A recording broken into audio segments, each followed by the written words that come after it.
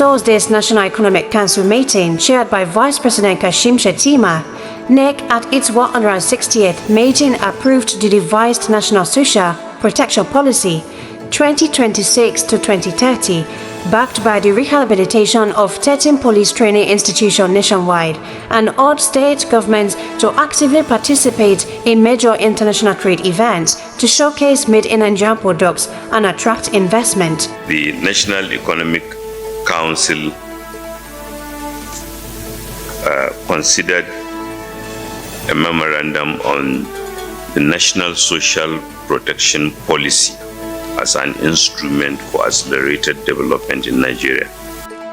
On the state of the nation's economy, Minister of Finance and the Coordinating Minister of the Economy, Taiwo Oyedele, says the latest economic indicators point to significant improvement in inflation, foreign reserves, exchange rate stability, government revenue, freight, and Nigeria's international credit standing. The Nigeria's economy has stabilized, and the task ahead of us now is to convert stability to shared prosperity. Our real GDP growth rate was at 3.89% for Q1 of 2026, which is up on 3.13% 1 year ago, and it's projected that our GDP growth rate for 2026 would be over 4%, more than 4%.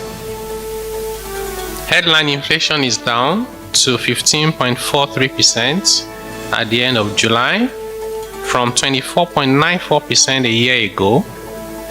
Although food inflation down, still elevated at 20.31% at the end of July compared to 26.2% this time last year.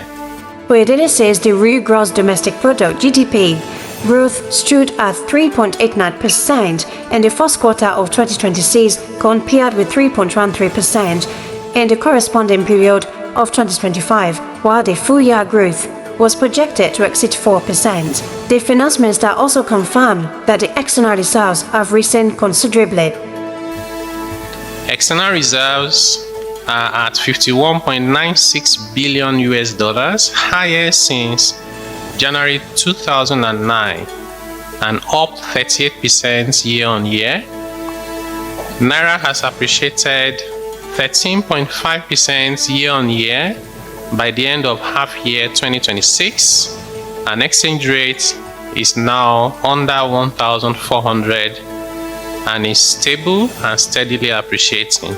The excess crude account balance is put at $535,823 US. The stabilization account stands at 90,950,700,556 kobo.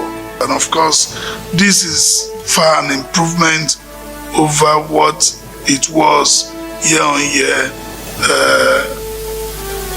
last year, and then you see it from this year.